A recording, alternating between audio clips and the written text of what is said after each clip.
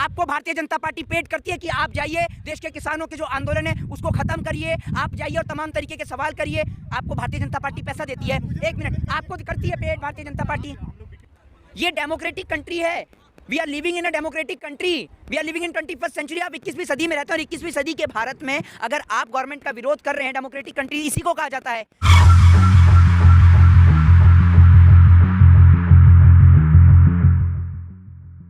भारतीय Janata party total घोटालेबाज party है। इनकी पार्टी के तमाम नेता और कुछ लोग तो ऐसे हैं, उनको इतनी बड़ी आपत्ति है मेरे भाई कि अगर हम इस देश के अंदर इस देश की सरकार का विरोध करें तो लोगों को लगता है कि हम इस देश के अंदर मोदी जी का विरोध कर रहे हैं। भैया, मोदी जी सरकार में बैठे हैं तो इसलिए मोदी जी का विरोध किया जा रहा है। कल को अगर सरकार में नेहरू जी होते तो नेहरू जी का भी विरोध किया जाता है और किया गया था। ये डेमोक्रेटिक कंट्री है। We are living in a democratic country, we are living in 21st century. आप 21वीं सदी में रहते हैं और 21वीं सदी के भारत में अगर आप गवर्नमेंट का विरोध कर रहे हैं, डेमोक्रेटिक कंट्री इसी को कहा जाता है जिस आप डेमोक्रेसी में आप रह रहे हैं। लेकिन आप जब डेमोक्रेसी की धज्जियां उड़ाएंगे, एक और देश का किसान बॉर्डरों पर बैठा है, देश का जवान बॉर्डर पे शहीद हो रहा है, तो आप कैसे कह सकते हैं कि आज देश सही हाथों में है? ना देश की इकोनॉमी संभल रही, ना देश की जीडीपी संभल रही, और तमाम तरीके के भारतीय जनता पार्टी के नेता पूरा का पूरा जातिवाद फैलाने में लगे हैं, धर्म की राजनीति कर रहे हैं, कास्ट की राजनीति कर रहे हैं, जिस कारण पश्चिमी उत्तर प्रदेश से लेकर उत्तर प्रदेश के अंदर भारतीय जनता पार्टी का सुपड़ा साफ होने वाला है। उनके चाहने वाले और जो भी बीजेपी वोटर है वो कहते हैं कि कुछ कांग्रेसी लोग हैं जो मोदी जी की छवि को लगातार खराब कर रहे हैं, जिसमें से आपको भी कांग्रेसी बोलते हैं, आपको भी दलाल बोलते हैं। कौन बोलता है?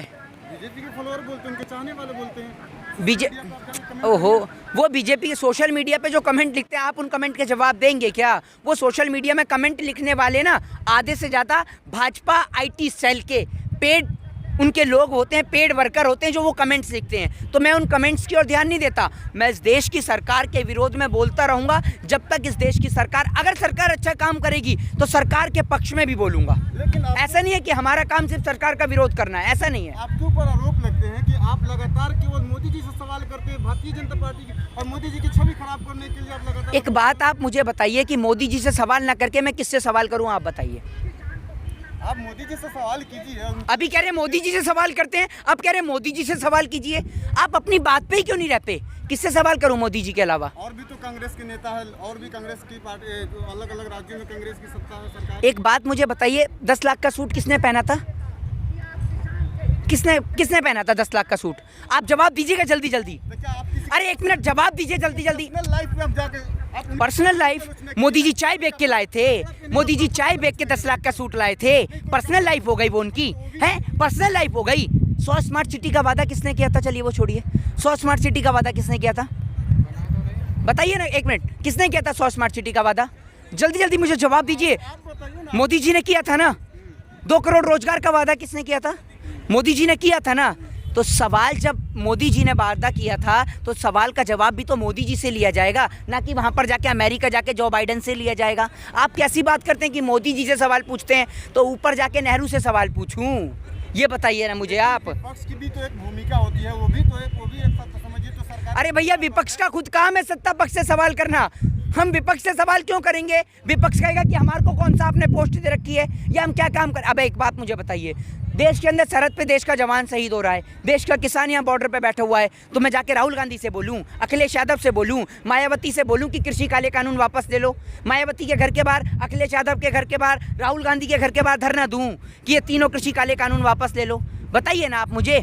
नरेंद्र मोदी जी से तो कहा जाएगा क्योंकि वो सत्ता पक्ष में है। आप बात को नहीं समझते और तमाम तरीके के लोग जो रोस्ट करने में लगे रहते हैं, वो पता नहीं अपने आप को वही पंचर पुत्र हैं, पूरे देश की स्थिति पंचर कर दी और वही सबसे बड़े पंचर पुत्र हैं और दूसरों को बताने में लगे रहते हैं। लेकिन आपके ऊपर किस तरह से आरोप लगता है कि आप कांग्रेस के दलाल हैं, घूस लेकर आप बोलते हैं, आप देते हैं कांग्रेस? आप कैसे बोल सकते हैं ये हैं? आपको पता, सुनिए आप सुनिए कमेंट, आप अगर इस तरीके की बात बोले ना विदाउट एनी प्रूफ, तो आपको पता है कि नहीं हाँ, आपने पैसे देते आपने देखा है? आपको भी तो कहा जाता है कि आप भी भाजपा के दलाल पत्रकार हैं। आप हैं भाजपा के दलाल पत्रकार? आप हैं? आप एक्सेप्ट करते हैं कि आप भाजपा के दलाल पत्रकार हैं? हम तो भाजपा के पत्रकार नहीं। तो हम भी कांग्रेस के नहीं हैं प्रवक्ता, समझे आप? अगर आप एक्सेप्ट करते हैं कि आप भाजपा के दलाल पत्रकार हैं तो आप मुझे बताइए, एक्सेप्ट करते हैं आप?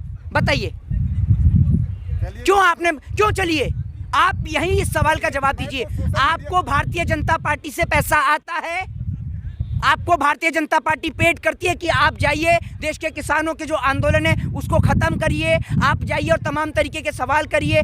आपको भारतीय जनता पार्टी पैसा देती है? एक मिनट, आपको करती है पेड भारतीय जनता पार्टी? नहीं, इन्होंने कहा ना कि मैं कांग्रेस का हूं, तो अगर आपको भारतीय जनता पार्टी सपोर्ट करती है, नहीं मैं आपको बता रहा हूं, आरोप आप पे भी लगते हैं, तो आरोप तो आप पे भी लगते हैं, तो आप उन आरोप को सत्य मानते हैं क्या? ये बताइए, आप उन आरोप को सच मानते हैं? आप उन आरोप को सच मानते हैं? सवाल करने आया हूं, आप जवाब। अरे तो मैं भी तो आपसे एक सवाल कर रहा हूं, मैं भी आपसे एक सवाल कर रहा हूं कि इस देश के अंदर आप जानते हैं कि पत्रकारों की क्या दुर्गति है? जानते हैं आप इस देश के अंदर पत्रकारों की क्या दुर्गति है, जो राई का पहाड़ बना देते हैं?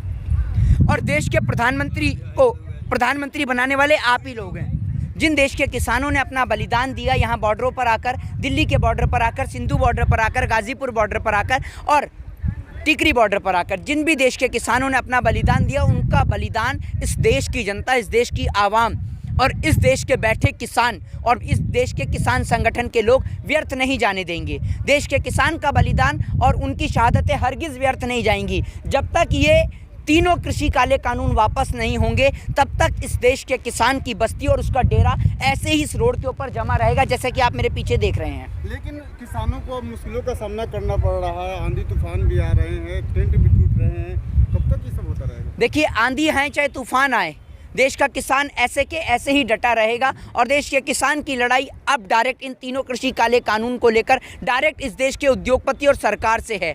वो इस देश की दमनकारी सरकार जो लगातार इस देश के किसानों के ऊपर दमन करने पे लगी हुई है, उन दमनकारी सरकारों के खिलाफ इस देश के किसानों ने एजेंडा खोला है और इस एजेंडे को विजयी करके ही देश के किसान अपने घर की ओर लौटेंगे।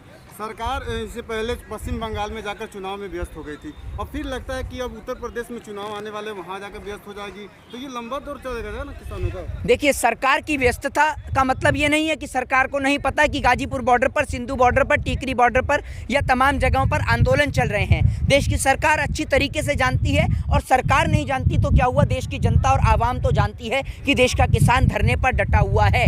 और सभी लोगों को पता है कि किसान जब तक नहीं उठेगा, जब तक कृषि काले कानून बिल वापस नहीं होंगे। और आप क्या समझ रहे हैं, बंगाल में हार का नतीजा क्या हुआ है? बंगाल में एक हार का बड़ा नतीजा हुआ है देश के किसान की जीत।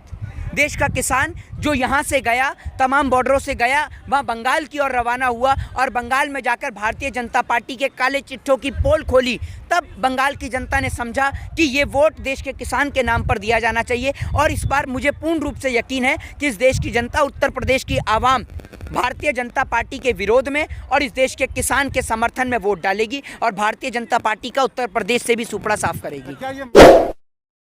Subscribe now and press the bell icon. Never miss an update.